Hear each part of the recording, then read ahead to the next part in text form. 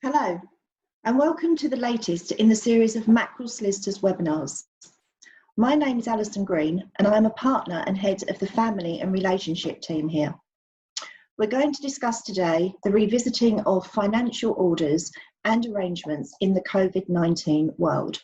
Next slide, please. I am joined today by Richards and Manisha Hurchurn of my team. We're also pleased to be joined by Barrister Maria Scotland of 5 St Andrews Hill Chambers. Maria is a specialist in family law matters and has day-on-day experience in court dealing with the issues we are going to talk about today. Before I continue, let me say there will be a question and answer session at the end of the webinar, so do please send in any questions that you may have. Next slide, please. We're all very much aware of the impact of COVID-19 on our lives, both economically and personally. Family law specialists have seen a marked increase in approaches by clients who are in financial difficulties as a result of reduced income, job loss, or the reduction in asset values. For many going through a relationship breakdown of any type, or who have been through that process and have an agreement or a court order, dealing with their financial matters, this is proving to be very difficult times. Next slide, please.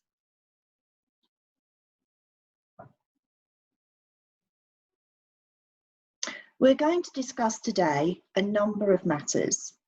Firstly, the impact of COVID-19 on financial orders in divorce and the variation of various elements of those orders, namely spousal maintenance and capital and property provision. Secondly, we will be discussing enforcement of such orders where the paying party fails to pay or meet the terms of the order. And finally, we will touch on issues in relation to the non-payment of child maintenance. Jim is now going to talk about issues surrounding capital provision and whether it can be varied. Jim. Good morning, everyone. My name is Jim Richards, and I'm a solicitor in the family team. So can I vary my capital order, BARDA and COVID-19? Can I have the slide, please? Next slide, please, Chris. Well, first off, what do we mean when we're talking about capital orders? Essentially, what we're meaning is any order which makes financial provision which isn't maintenance. So we've got three types here, and I've listed them. First is a lump sum payment, so essentially a payment of money in a particular time frame from one party to another.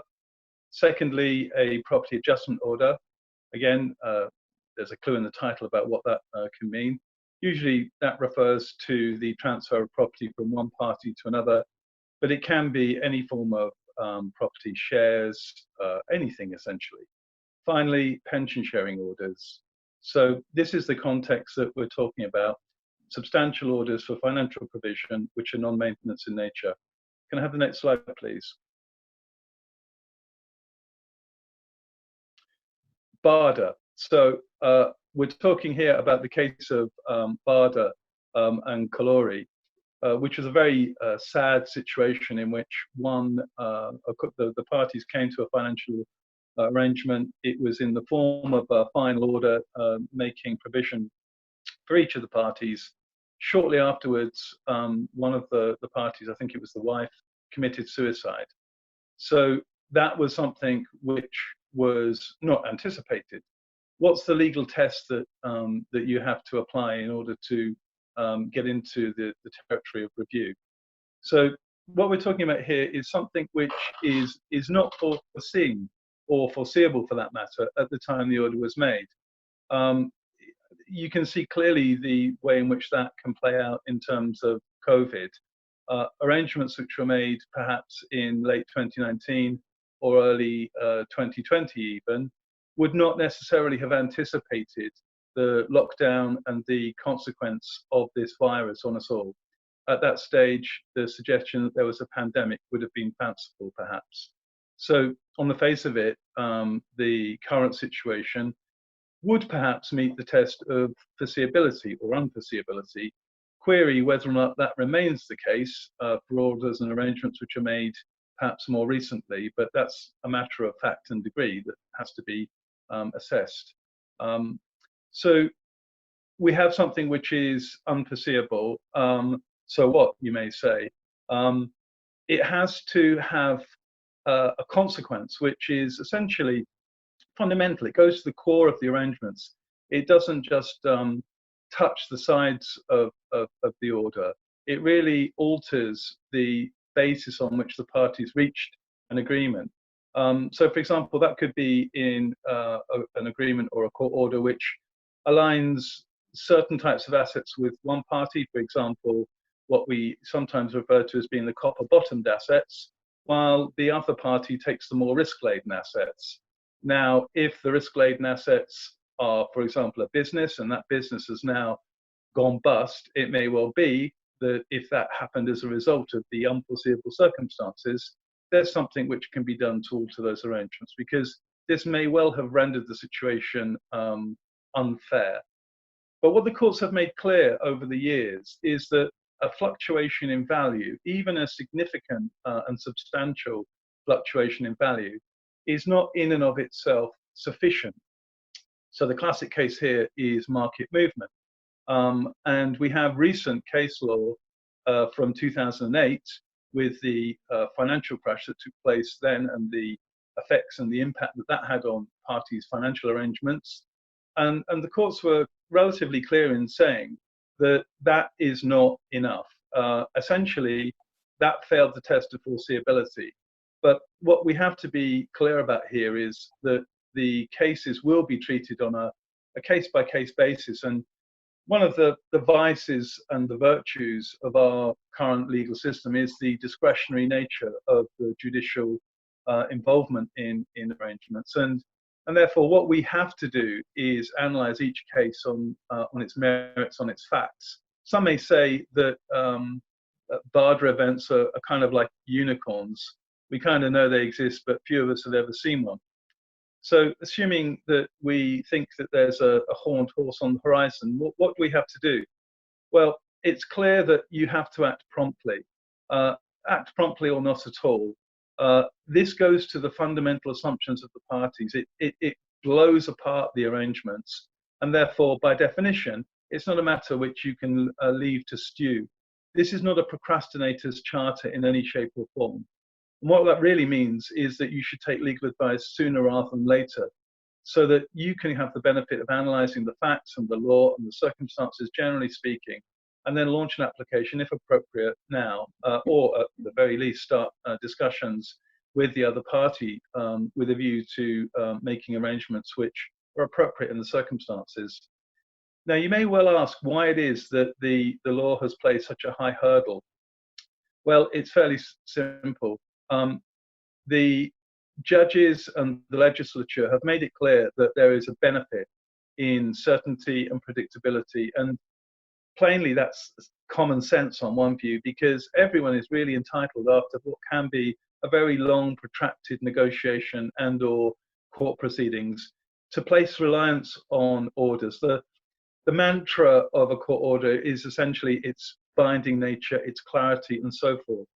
So in order to denude that arrangement of those virtues, it's going to take something fairly significant.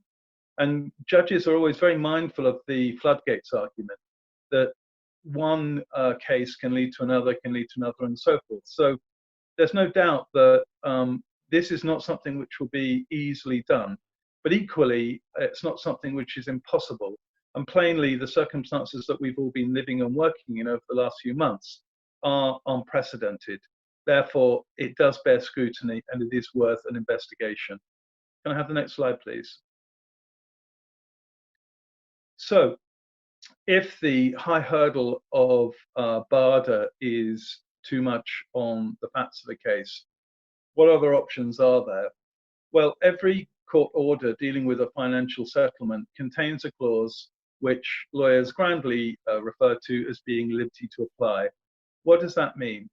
Well, it means that in the situation where there are creases in an arrangement or an order, timing, matters of that nature, that the court still retains a power to essentially conduct a housekeeping exercise to enable any issues to be resolved without actually reopening the value of the claim, so to speak. So, for example, the classic is someone fails to sell a house or put a house on the market. And I think recent experience shows that some parties to these arrangements are in fact using the current circumstances to delay the implementation of an order. It may also be that the values of an asset, a pension or such like, have dropped, and one party simply doesn't fancy a pension sharing order at a point when they're going to be receiving a reduced portion of the fund. So they may well delay in implementing or taking the steps necessary to do what the court order says. Now, if we fail the Barter test, we can still go back to court under the liberty to apply provisions and ask a judge to either force the sale or the pension sharing order, or alternatively to defer, depending on which side of the fence you are. So all of these things can be both a sword and a shield. They can be used to justify a pause and a measured response, or they can equally be used to press forward on the terms of the arrangements which are reflected in the court order. Now, the liberty to apply provisions are a much simpler task in terms of the procedure and the timing and so forth. A more substantial issue may arise, which is again not barter in nature, but requires a more thorough revision. And Section 31 of the Matrimonial Causes Act enables a court to really grapple these issues. It gives the judge the teeth with which to bite on the terms of the existing arrangement and to make a revised arrangement. But in terms of outcome, that's not going to result in substantial changes in quantum. So if you were ordered to pay a substantial lump sum, it may well be that under Section 31 the timing is altered, but not the substance. That's the general thrust of case law and the way that that particular section has been interpreted by the courts over time.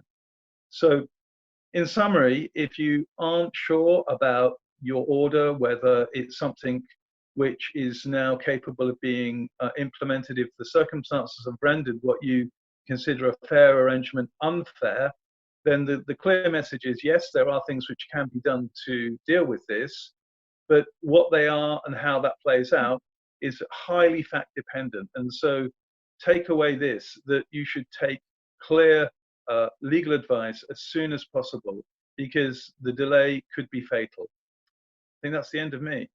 Thank you, Jim. Maria, can you help us with practically how such applications are made and the way in which the courts are dealing with them currently? Yes, certainly. So the first step we take in every case is to talk to you to establish what changes have taken place and what variation you want to make to your order. So we would obtain a copy of the original order that was made in the financial arrangements ancillary to your divorce by either getting a copy from yourself or from obtaining a copy from the court. We would then see what parts of your order need to be varied or whether you're looking to set aside. Now, the first step we always take is to write to the other side and see if we can agree those changes. So the variation or the setting aside, unlikely, but we'd see if we could agree it with the other party in writing, thus minimising both emotional toll and also financial costs to you. So we would write a detailed letter to the other side, setting out what has happened and how we want the order changed. If we can't reach agreement in writing, which is often the case, then the next step is to consider a form of assisted dispute resolution, such as mediation or arbitration. Mediators and arbitrators are working remotely during this pandemic by telephone or video platforms, so that the pandemic and the lockdown rules are not prohibiting us being able to make arrangements to change your financial orders in practice. Mediation is private and confidential. Any discussions or agreements that you reach are not legally binding, so it's a flexible form of assisted dispute resolution. It's often our first consideration, in particular if the issues are narrow or the amount you're looking to vary is small. So if you just want to make a change to your order in timing, or the amount that you're looking to vary in terms of your maintenance, whatever, is very small, we need to keep an eye on costs. So mediation might be our first port of call. And this is often, in most cases, in any event, whatever the circumstances of your case, our first step before we consider a court application. And the way mediation works is you and your ex-spouse would attend meetings with a third-party mediator. We can help you identify the mediator and choose them. Ideally one that's local to you, certainly one that is experienced in family law, and certainly one that's experienced in the sorts of matters which we're concerned with in your case, and one that fits your budget. Mediator's role is to assist both you and your ex-spouse to negotiate a variation to the financial agreement. The mediation process can either involve separate discussions with you and your ex-spouse, or with you both together. And during the pandemic, that would either be by telephone, but it's more likely to be by a video platform such as this, Zoom. The mediator's not legally trained, they stay impartial. Their role is to facilitate discussions which can then lead to an agreement. We would speak to you both before and after those meetings, so we would be able to provide you with the legal advice and the guidance which the mediator wouldn't be able to do. In order for mediation to have any chance of success, there needs to be financial disclosure, and in particular financial disclosure of those matters which you seek to change. So both parties, both you and your ex-spouse, would go through the process of exchanging financial disclosure akin to that which you did when you came to the original financial arrangement. Pause there. You can't refer, if mediation's not successful and we do end up in a court process, you can't refer to any of the offers or the discussions that took place in mediation in the court process, but you can utilise the financial disclosure which was obtained for mediation. So if mediation isn't successful, it's not a wasted exercise necessarily. If mediation does result in an agreement, it's not legally binding. So it's absolutely crucial, if you are able to reach an agreement, that you come back to us. Then we translate that agreement into a consent order, which both parties would then sign, and then we would file it with the court. It's only once it's endorsed by a judge in court as a result of a consent application that becomes binding. So it's absolutely crucial that you do take that step and you do come back to us.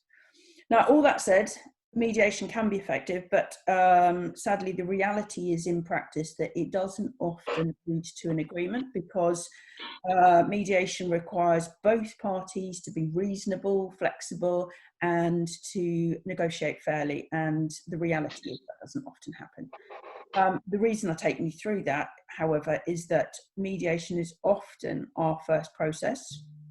The reason for that is that the courts require you to consider mediation, something you may recall from your original financial application. And the courts can refuse to hear an application if you haven't trialled mediation first. Having said that, mediation is not appropriate at all if there's been any element of domestic abuse. Domestic abuse includes financial control and coercion. So if there has been an element of domestic abuse, either in a relationship or continuing now, then mediation is not appropriate, and it is an exemption. So if writing to the other side hasn't borne fruit, mediation has not succeeded, or it's not appropriate, then there are other forms of, or there is another form of assisted dispute resolution that we can consider before making a court application. That includes arbitration. Arbitration has long been the go-to for commercial law to deal with disputes, and is gaining popularity in family law. Reason for that is that you can identify your arbitrator and you can fix your dates. Prior to lockdown, parties were waiting for long periods of time for court dates, and therefore arbitration has started to gain in popularity. Now, the difference between arbitration and mediation is that the arbitrator's decision is binding. Arbitrators are legally trained, and you can use the assistance of your lawyer, barrister or barrister during the process, so they can represent you. So unlike mediation, it has more teeth in that you go through the process and then any decision is binding. However, if neither of those two options is suitable, then the next call to call is to make an application to the courts. The courts are currently family court is currently operating remotely, that is by telephone or video, so the courts are open. All cases are heard remotely as in the first instance, and only in exceptional circumstances is personal attendance at a public court building required, but then only when social distancing can be observed and your health can be protected. I don't know of any cases in the financial remedies unit that has been heard in public. In the Court of Protection, yes. In day-to-day, these types of applications that we're discussing, no. So the remote courts are, as I said, operating, and they tend to be where a judge hears your case by telephone. They can also be by video platform. So what would happen is that we would make an application for you. Your solicitor or barrister would draft the application for you, seeking to vary your original court application. That's on a Form D11. The court is currently prioritising urgent applications, and these types of application are classified as urgent. So urgent applications include maintenance pending suit, interim maintenance, legal services order, and applications to vary and or enforce your financial order. So that's good news, because it does mean that if an application is required in your case it will get heard. It will get heard during the pandemic. It doesn't have to wait until after lockdown is lifted, and it's likely to be listed for hearing in a matter of weeks rather than months. Both parties will be required to complete their financial disclosure, so that is Forms E or E1. You may have already completed that if you trialled mediation. And we can then assist you throughout the court process. So that is the practical nature of how you go about making an application to vary. Thank you. Thanks, Maria. That's really helpful. Manisha, moving on to maintenance, can you help us with what happens where either a party is unable to make maintenance payments to another, or a person finds themselves in a situation where their former partner isn't paying? Absolutely. Thanks, Alison, and hello to everyone who's kindly joined us today. So as you've heard, Jim and Maria have so far discussed varying capital elements of financial orders, so I'll be focusing more on the maintenance element of those orders. So turning first to varying maintenance pending suit. Now, an order for maintenance pending suit is only made and is really only ever intended to sort of hold the fort whilst the particular couple are sorting out the final financial arrangements in their divorce. So it's an order where the main breadwinner, so to speak, in the marriage agrees or is ordered by a judge to pay their spouse maintenance for the period of time leading up to the couple agreeing or a judge deciding the financial order. Now, maintenance pending suit is normally a monthly sum of money, and it covers the receiving party's living costs, and sometimes can cover elements of their legal costs of the proceedings as well. If there's a change in the financial circumstances of either party, then they can ask the court to vary the order for maintenance pending suit. But given the temporary nature of maintenance pending suit, it's usually not worth applying to the court to seek a variation, because in common practice, normally the next or the final hearing will often come around before your application to vary is even listed. But is that still true in the time of this pandemic? Well, not necessarily, because a lot of final hearings are being adjourned whilst courts focus on the more urgent matters. We are seeing quite often that paying parties' income is dramatically reduced or stopped altogether at the moment. And of course, you know, as everyone's seen in the news, this could be due to furlough, losing jobs entirely, or just businesses folding. So one change we have seen is that applications to vary maintenance pending suit are now deemed urgent, as Maria said, for the family courts.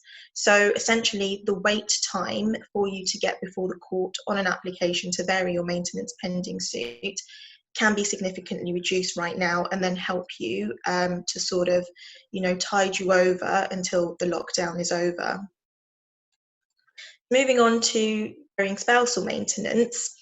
This is in relation to those who have a final order, so not a temporary order. And obviously one party is either having to pay ongoing maintenance, or one party is receiving the payments. So generally the economic impact of COVID-19 is becoming increasingly visible for us all, of course, with the forced closure of businesses, many of our clients being adversely affected across the spectrum of employment. The worst hit seem to be workers in the hospitality, retail, and arts and leisure sectors. And actually many of the 5 million or so self-employed workers won't be able to wait until June for the government grants to be paid or to tide them over. And sadly, some of them simply just won't qualify for that at all. That therefore leaves a good many of those affected liable to pay maintenance under a financial order in their divorce. Now, there are many people who can no longer afford to make the payments, contrasted with those receiving the payments being hugely dependent on them to survive, especially if their own source of income has been adversely affected by this lockdown. So you can see that there could be sort of a catch-22 situation there. Now, we're seeing an ever-increasing number of these situations, sadly, and paying party, our aim is to help achieve a variation downwards to those payments if our client has suffered a drop or complete cessation in their income. On the flip side, if our client comes to us and they're the party receiving the maintenance payments, then our role is, of course, to ward off an attempt to reduce those payments down. There is another option, and that is to agree a payment of a lump sum figure to essentially buy out our client's entitlement to further maintenance in the future, and so achieving what we term a clean break situation, which means that the parties would essentially no longer be financially tied to one another. Next slide, please, Chris. So what is the actual process of varying a maintenance order? Basically, it is the same process that Maria set out to us earlier, but obviously the focus is on income and income generating assets, and going through the reduction in income and why that has happened and why payments can't be made either for the time being or for the foreseeable future. So where one of the circumstances we've already discussed arise and our client contacts us, and for instance, they say they're in difficulty with making their ongoing maintenance payments, we do first have to see if we can help them agree a variation with the other party. And if that's not possible, then obviously we do advise them about the ADR alternatives and going back to court to vary it formally. But the first step is always, in every case, to see if there can be an agreement on the way forward. And in current circumstances, that may just be a temporary measure to see them through until lockdown restrictions are further relaxed. It could very well be that tensions are already high between the couple, or the situation has always been or is acrimonious. So we will help our clients to navigate an agreement amicably so that, again, cost and conflict is kept to a minimum wherever possible. Now, if an agreement is reached, that does need to be a way of writing. So if parties are dealing directly, then emails will suffice. Obviously, if lawyers are involved, then there'll be formal correspondence with the other side. But it is important and essential that any variation or change to the structure of payments is set down in writing, and I would also suggest that there are, some review dates in there, and that could be dependent on, monthly review triggers or triggers depending on changing government guidance. So where agreement can't be reached, then the next step is obviously to see if the parties would benefit from mediation or arbitration to sort the issue out, as Maria has set out in detail. And as she said, we can help in identifying mediators and arbitrators because we work with them very often and have good relationships with them. Next slide, please, Chris. What applications can a party make if they're looking to vary a maintenance order? Well, if an application to court is necessary, and inevitably there will always be circumstances where that is true, we're here obviously to advise and represent somebody throughout that course of proceedings. Now, the courts are dealing with an increasing number of contested applications to vary these financial orders, and particularly the maintenance orders, in situations where parties can't or just simply won't agree a way forward. So we think we are likely to see an increase in the numbers during the pandemic. As the medium to long-term financial impact on citizens unfolds, things are obviously going to change and landscapes will look very different. And Maria will later be sharing with us her experiences of some of the applications she's dealing with. So, when an application is made to the court, what does a judge have to consider? Well, essentially, a judge is looking at whether it is fair to vary the order, and will consider whether there's been a significant change in circumstances since the order was made. In this current climate, obviously that significant change is going to be a decrease to one of the parties' incomes. Turning very quickly to the legal test a judge has to apply, well, we've already looked at there being a significant change. When it does come before a judge needs to see whether there has been a palpable change in circumstances since the date of the order being made. Obviously, in our view, there's little doubt that this pandemic constitutes a palpable change in circumstance, but do bear in mind the wording. There needs to be a significant change, there needs to be a palpable change. So going from a net income of 4,000 to 3,500, I doubt will, fly in the courts. It has to be significant, it has to be palpable. Now, one further application that can be made is an application to enforce. So if you are a receiving party and your spouse or ex-spouse has failed to make payments for a few months and there simply is no agreed way forward on that, you can apply to enforce the maintenance payments against your spouse or ex-spouse. So in the actual application form, you have to set out the arrears and possibly the efforts made to try and sort the situation out before taking it to the court arena.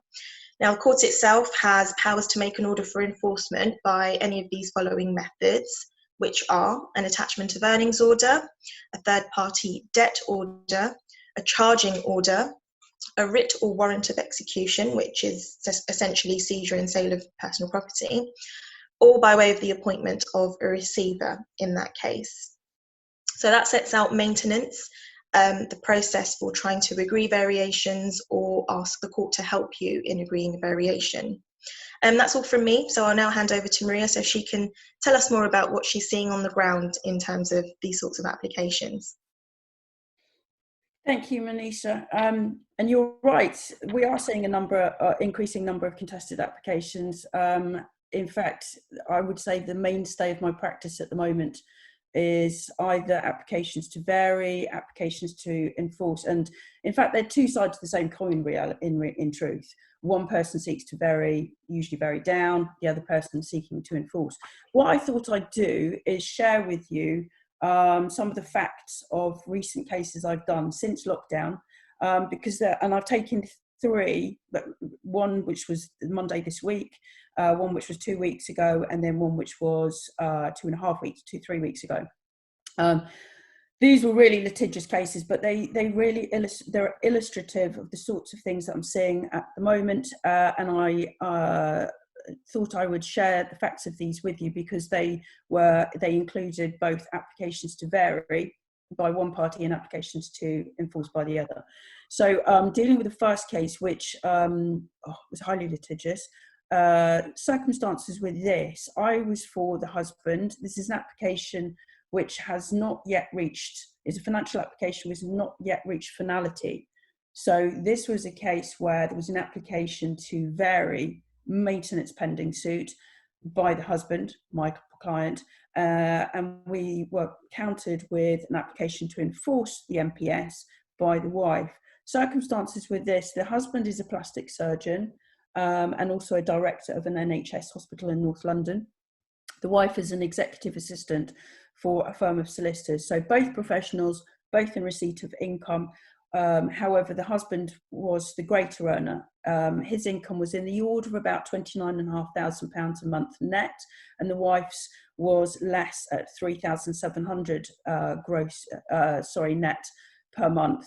Maintenance pending suit order was made following a contested hearing in August last year, under which the husband was liable to pay wife £7,500 per month, together with outgoings on the house, which included all the amenities on the family home which he had left, and together with their daughter's school fees and extracurricular activities.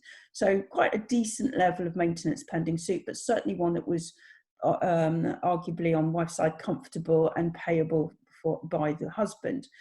Circumstances completely changed come the pandemic, because the husband is plastic surgeon and, as I said, director of NHS hospital. The mainstay of his income came from private practice, and in particular his private plastic surgery clinics. So as soon as the pandemic came along, his income became limited to that which he draws from the NHS, which was £6,500 per calendar month. And so therefore he is one of those who cannot pay maintenance pending suit, and the pandemic's had a catastrophic effect on his income. I was for him, we sought to vary maintenance down to nil, or else be relieved from maintenance pending suit. That is, it be suspended pending final order. And wife, in response, made an application to enforce the maintenance by methods including judgment summons and committal of the husband to prison. That application was dealt with by a judge hearing the case remotely by telephone, and the outcome of that was that, so it was dealt with on an urgent basis, and the outcome was that the maintenance pending suit order was suspended, and the judge listed the matter for a final hearing, clearly seeing that this is a case where these two are not going to reach agreement, and FDR is going to be pointless. So he listed the case for a 2-day hearing and suspended the maintenance pending suit. So that's a useful indicator of what sorts of issues that arise, the way in which the court dealt with it. It dealt with it on an urgent basis. All of the papers were filed electronically. Very heated cases, one can imagine. For my part, acting for the husband, that was a success, and we can see now finality, and the matter's been timetabled for final hearing. So that's one such illustration. Another, which was again dealt with during the pandemic, again dealt with by remote telephone hearing in the Central Family Court, this time by by video platform, involved an application by my client, the husband, to vary a final maintenance order which had been made in 2017. And again, the circumstances were that his income had been adversely affected by the pandemic, and catastrophically so, we said. The facts were this, that in 2017, in his divorce, there was a final order made requiring the husband to make monthly payments to the wife, £2,250 per month, for throughout the period in which his son was at secondary school. So that is throughout the period his son's minority. His son in 2017 was 5 years old. And so for the next 13 years, he was required to pay £2,250 per month, reducing over time, but only reducing down to £1,750 per calendar month. The pandemic came along, so 3 years into the final order, and husband came back to me saying his income had been adversely affected. Reason being that on exit from the marriage, the husband had taken a portfolio of properties, so 21 properties, and his income was drawn from the rental profits on those properties. They were all rented out to commercially fee-paying tenants. And the husband unilaterally had varied down the maintenance before he saw me down to £500 a month. And then we made an application to vary the maintenance to the court. Wife made her application to enforce the arrears of maintenance and to enforce the ongoing maintenance by a D50K application. That was heard by a judge in the CFC, as I said, by video link. And the final outcome was that the judge ordered a variation of the maintenance to a clean break, So gave us a clean break, relieved us of all future payments upon payment to the wife of a one-off lump sum payment of £90,000. Gave the husband 6 months in which to raise and pay that £90,000 to the wife, upon the basis that in the interim he would continue to make payments he's currently making of £500 a month. So for me, again, that felt like a success. For the wife, not so. Wife sought leave to appeal, permission to appeal at the hearing, which was refused. I've since heard that she sought permission to appeal and that was refused. So again, pandemic adversely affected circumstances and catastrophically so. So this was what we call the palpable change. And you've got two applications being made, two sides of the same coin. And that's how the courts dealt with it on an emergent basis, and got really to the nub of the issue and made the orders as sought. And lastly, I thought I'd share with you something I did on Monday, and again, an application which was taking a financial order back to court, and on a D11, so application this time under the liberty to apply. The facts of the case were this: husband and wife got divorced, final order following a final hearing, 2-day final hearing, before a district judge in May 2018. So this was a case which was 2 years old. Under the terms of their final order, the husband was to pay the wife a lump sum of £425,000. The husband had told the court in 2018 he could pay by realising monies through his business, which he retained on exit from marriage. Wife came back to me during this pandemic. The lump sum had not been paid by the husband. He paid it in part, but not in full. So we made an application under the liberty to apply, and what we sought was an order for sale of the matrimonial home in which the husband currently lived. He'd taken the matrimonial home on exit from marriage. The husband's case was that we're in a pandemic. He's 73 years old. He suffers with poor health. He needs to be shielded, and therefore the family home couldn't be sold. And he also sought to extend the time to pay the wife to some point in the future, which wasn't identified. Case was dealt with by telephone, and the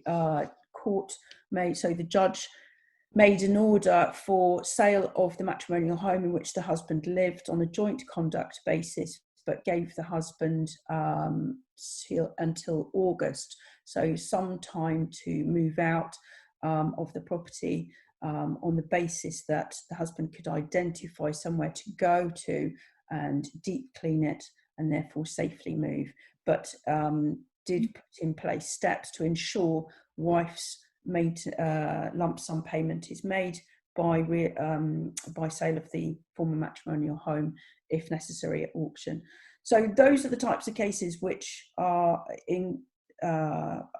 frequenting us at the moment, and I can't see this changing at any time in the future. Applications being made by both sides, either to vary or enforce. They're being dealt with on an urgent basis by the courts, and these are the kinds of orders which are being made. Thank you, Maria. I'm just going to touch briefly on child maintenance issues. As many people know, the payment of child maintenance is normally only the jurisdiction of the Child Maintenance Service. This is a government body, and unless the parties have reached an agreement as part of the divorce that the child maintenance should be dealt with as part of an order.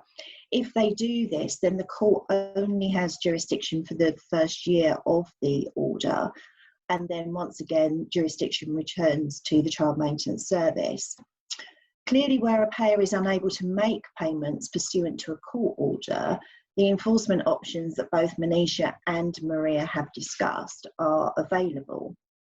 However, moving on, if child maintenance is solely within the jurisdiction of the Child Maintenance Service, then the paying party must notify the CMS of any change in their circumstances. Initially, this can be done verbally over the telephone and should be followed up with documentary evidence.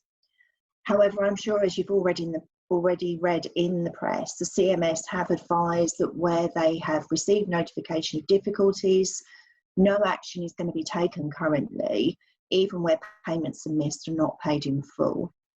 It should be noted that the Child Maintenance Service have confirmed that they're not contacting non-payers at the moment, even where they have not received notification in advance, and this stance largely appears to be as a result of lack of resources. Currently, therefore, the best advice is for both parties to keep records of amounts that are paid and keep records of amounts that are received, so that any disputes can be dealt with in the future. So we've now got some time to look at some of the questions that have come in. Just before dealing with those, just to say there is a poll available to you on screen to complete if you would like a confidential chat with any of us. So looking at the questions, and I think maybe the first one is for Jim. The question is, I read online that judges will only vary financial orders in very limited circumstances. Can you tell us about cases you have worked on where a judge has agreed to vary a financial capital order? Well, I've had several cases which are in the liberty to apply and the Section 31 situation. So when situations have altered in the period post final order, I've got a case at the moment where we're about to issue an application, essentially because there's a really significant cash flow problem brought about by the fact that a property which has been on the market during the winter, which, as we all know, is a poor time of the year to sell, essentially can't sell now because of the situation we're in. And that's causing my client particular difficulties. Initially, I've started with correspondence, and so far that's proved unsuccessful. So we're now looking to issue an application as soon as possible to take that back to court with a view to altering some of the other provisions to enable the cash flow problem to be resolved. In terms of BARDA events, I haven't seen a unicorn in a while. I'll put it that way. But generally, I think most of us have got the sort of experiences which Maria's described. So we're pretty familiar with this kind of situation, and we're routinely being consulted at the moment to advise and take these applications to court. But I mean, I think the message I really want to get over to everyone is that if the facts that you've heard us outline today don't necessarily fit with your exact situation, please don't let that prevent you from contacting any of us, because this is a real case-by-case discretionary exercise, and it really is worthwhile being alert to the possibility that you may be able to vary the detail, the timing, and so forth in a way which is advantageous to you. So don't rule it out would be the message that I send to everyone. Okay, Jim, thanks for that. Actually, this one is quite interesting, Manisha. The question is, my ex-wife and I have come to an agreement to vary the terms of a maintenance order temporarily. Are there any precautions I should take to ensure that our agreement holds up at court if she decides to enforce the maintenance order? Yeah, thanks, Alison. Well, firstly, well done for managing to agree something. That's always, the preferred option. So good on you there. If it is just a temporary measure, then as I said, please be sure that that is in writing. And if you're negotiating with her directly, then I'm assuming that's by email. So please make sure there's an email setting out what the initial payment structure was, what the change to that structure was, and then get her to email back and say, yes, I agree, that's confirmed. Now, if that moves on to be something more permanent, it's probably a good idea that you do get that set out in a consent order and sent to the court, so that that is then made formal, and obviously she can't come back on that when that's done. Okay, that's great, thanks for that. Actually, and maybe one last question that we can squeeze in. For Maria, how long will the process of varying a financial order take from start to finish? Oh, good question, but very difficult to answer, actually, because the reality is, as Jim said, that each case has got to be taken on a case-by-case basis. And so the answer would be that if you came to see it and you had reached, like in Manisha's question, you'd reached agreement, that would be quite a simple process, in that we would draft up a consent order and send it off to the court for endorsement. So that process may take a matter of weeks. Equally, if you're looking to vary the timing on one of the terms of your order, one of the matters that Jim raised, that also might be a matter of weeks. But if you're looking wholesale to revise your order and it's harder, you're going to be going through the process that you did, similar to what you did in the, when you got your final order. And so we're talking about months there. So not very helpful. What I can say is, and the message is, that the courts are open and dealing with applications to vary/enforce on an urgent basis. So we're able to get court hearings, we're able to get them within a matter of weeks. We try and reach agreement beforehand, again, on a quick basis. But if not, then you're probably in for the long haulers and it's a matter of months. But certainly before the end of the year, you'd be looking to at least have had one court hearing and some clear way forward. Great, thank you. Very helpful, thank you.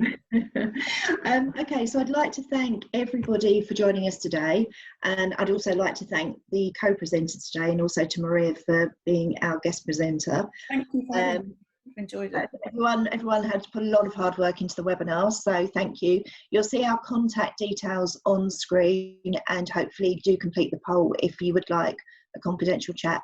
So thanks very much to everybody, and we look forward to seeing you again soon. Goodbye.